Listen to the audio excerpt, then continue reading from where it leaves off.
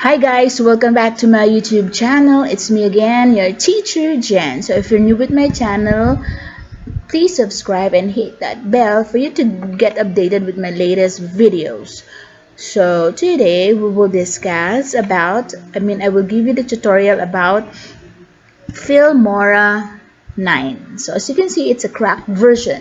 Hindi ako nag-avail nung yung may bayad.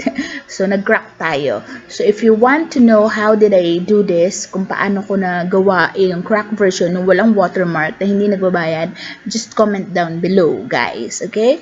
So, pag nakikita niyo ito yung interface ng Filmora 9. So, nandyan yung file, edit, tool, view, export, and help.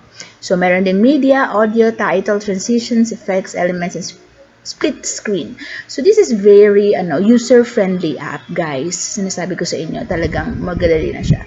So, under media, meron tayo ditong import and record. So, mag-i-import muna tayo. Basically, from media files. So, ibig sabihin kung ano yung nasa laptop natin, ito yung mga makikita natin. So, ako, example, gagawa ko ng intro gamit yung mga logos ng DepEd.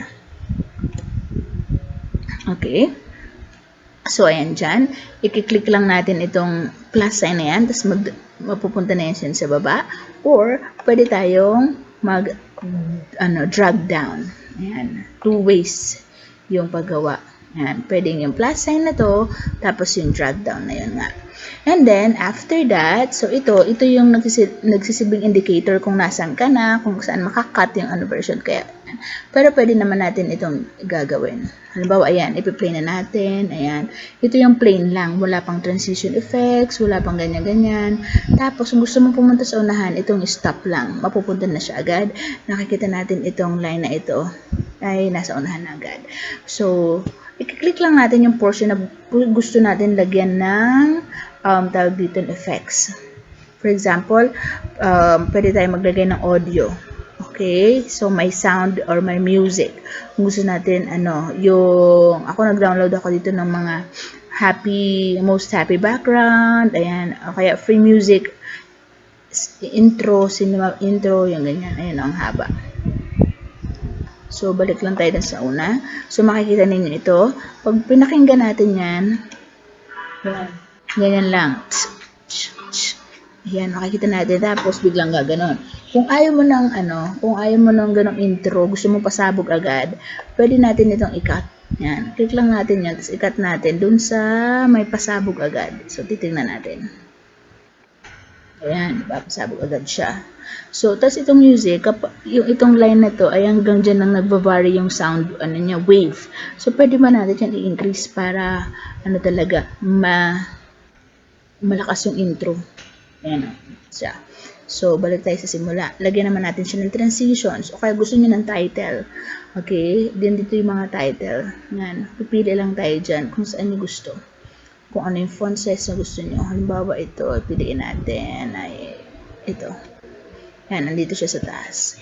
So, ano bang ilalagay natin dyan? Pili lang kayo ng gusto ilagay natin dyan. Directed by ganyan agad. O kaya, lagay nyo. Nandito siya. Department of Education. Department of Education. Yan, kunwari, yan nakalagay dyan. Okay nyo lang. O kaya, click nyo ulit yan. Kung may edit kayo, click nyo lang ulit itong part na to. Tapos, ilagay nyo sa gitna. Gusto nyo i-bold. Gusto nyo pumili ng font. Ayan, andito naman. Tapos, gusto nyo pumili ng style. Ayan. Pili lang kayo. Ayan. So, gusto nyo palakihin, pwede rin dito yan. Ayan. Okay, tapos pag okay na sa inyo lahat, okay nyo lang. Okay? Tapos dito tayo sa transitions. Ayan, pipili tayo dito ng mga iba't ibang transitions. Marami naman dyan. Yan. Wait lang. Consort.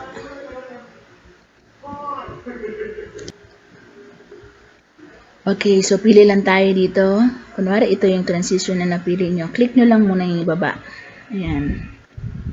Para yun ang lalagyan natin ng transitions. Ayan. Tapos, pwede nyo i-try kung gusto nyo na yun. Ayan. Ganon. Ayan. Okay. Tapos, sa pangalawa, i-click nyo lang to. Tapos, ito ilagay nyo. Tapos, yun sa pangatlo. gusto nyo, ito ilagay nyo. Mga ganon.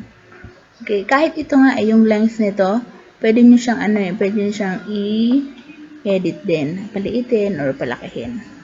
Okay, kahit ito, para magtugma dun sa mga sa mga sounds, pwede nyo natin pa-editin o palakihin. Okay, start tayo.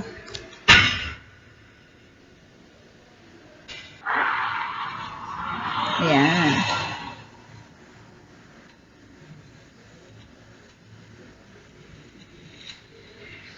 Alright, so pag natapos yun na yan, export na natin yan dito. Ayan, ito palang split screen, ito, effects niya. Bawa, okay, wait lang. Lagay ulit natin to. Dito, ayan, dyan, and dito. Ayan, paano gagana naman tong effects? Okay.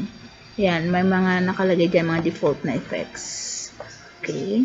So, i-click mo na yan. Tapos, yung effects na gusto nyo gamitin, yan, pwede nyo i-try kung paano siya gagana. Wait lang. Okay. So, yan, ayan, effects niya gano'n. Ayan, gumagana ganyan. Hanggang sa matapos lang to. Pwede nyo naman i-adjust yan. Okay, then dito naman sa elements. Yan, sa elements, dito naman, meron naman dyan mga iba't ibang elements. Kung gusto mo itong love, yan, lalagyan mo lang itong love. Yan, dito banda. So, tingnan natin kung paano siya nag-work. Yan, gumagano siya. Okay, tapos dito naman sa split screen, may mga iba't ibang options dito sa split screen. Okay, paano siya gagana? Halimbawa, itong pantay-pantay. Itong pantay-pantay. Drag lang din natin ulit. Yan, drag lang natin. Tapos, i-click mo lang yan. Dito sa number 1, anong gusto mo ilagay sa number 1? For example, ito yung gusto mo ilagay sa number 1. Ayan, nakalagay dyan. Tapos, click mo lang din yan. Meron siyang minus. Yan, para i-reduce mo yung size niya para magkasya. Okay, dito naman, pwedeng ito ilagay. Okay, reduce lang din natin para magkasya. Tapos, dito sa number 3 ito, reduce lang natin. Tapos dito, ano pang gusto mo ilagay? Gusto mo ulitin tong isa. Yan. Kung ano lang gusto mong ilagay. Yan, tapos, yan. So, may nakita ka na dito. Meron din ditong color and motion. So, paano mo siya gustong yan, nakikita naman dito kung paano yung mag-move. Ayan, ganyan ba yung gusto mo movement niya? Ganito ba? Ganito. Double click lang siya. O kaya yung pabaliktad. Ayan. Ayan. Depende. Pili ka na lang. Ayan. Tapos kung gusto mo na siyang export, tapos mo na ma-experiment yung buong guide niya. I mean, yung buong gawa mo, export mo na siya. Ito yung export. Ayan. Tapos papalitan mo lang yung file name. Anong form? Usually MP4 talaga. Okay, so ayan. File name, saan mo siya gusto i-save. Tapos, export. So, meron ka ng bagong gawa. Ayan. So, if you're interested and then natuto kayo, just subscribe. Thank you.